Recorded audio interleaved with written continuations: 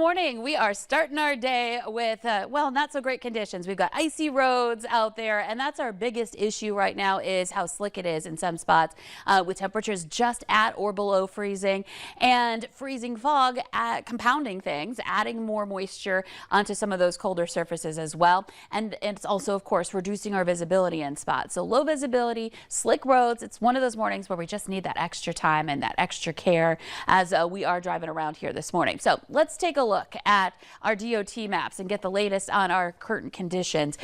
This is North Dakota DOT map. You can see we've got yellow and blue in eastern North Dakota and some areas in green indicating typical road conditions for the season. But where we're looking at yellow, this is where we're talking about the possibility for some ice on the road. And you see that along I-29 from parts of Trail County back through Cass, including the Fargo-Moorhead area, and then down into southeastern parts of North Dakota. We're also looking at that up into northeastern parts of the state as well.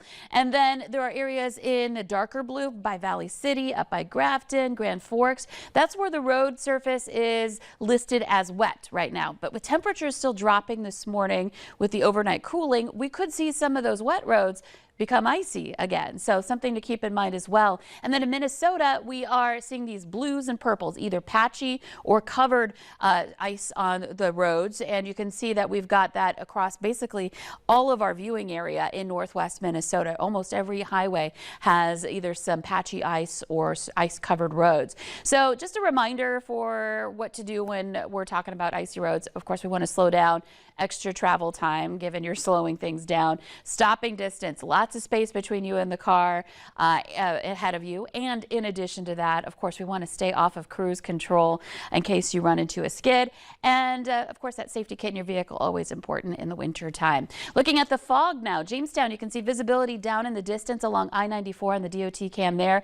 The report is quarter-mile visibility right now in Jamestown. And same thing in Valley City, Gwinner, and Wahpeton. So some of our densest fog is in this area. Fog is elsewhere too, but again, that's where some of our worst of it is. And then Rolla up in the northwest also experiencing visibility down to about a half-mile right now. So visibility is an issue. Temperatures are cooling down. The wind is not really factoring in, other than the fact that there is no wind allowing that fog to form. And temperatures that are into the 20s to some low 30s. We're 31 in Fargo, 29 in Grand Forks. So in your planner today, again, expect temperatures that don't rise very much. We end up into some 30s here for this afternoon, and we're pretty much there right now in Fargo-Moorhead. Big day today if you're traveling up to Warroad for Hockerday, Minnesota.